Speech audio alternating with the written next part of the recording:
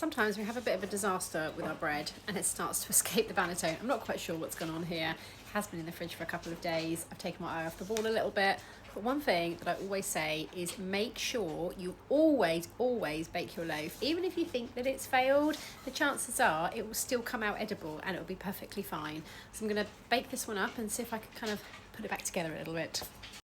And a gentle reminder that it doesn't matter how long you've been baking for, what your experience with baking is, what kind of a baker you are, everything will not be perfect all of the time. It kind of looks okay, it's just these like weird bits around the side. I'm going to see if I can, am I supposed to tuck those in?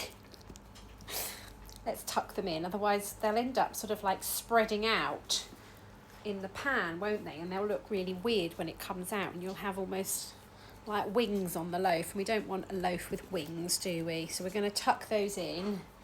It looks all right, actually. I'm not going to go too crazy with the scoring. It literally just one down the middle. This is an overproof loaf. So we're going to pop it in and let's just see what happens.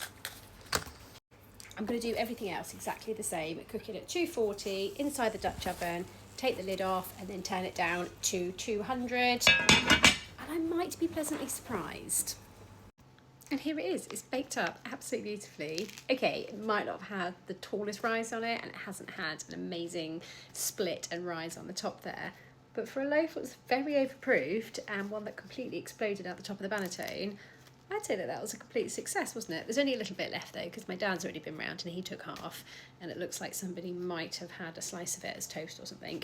But what a beautiful, fluffy, soft, delicious loaf of sourdough that some might say don't bother cooking, and I would say always bake your loaf, because you might be surprised with the outcome.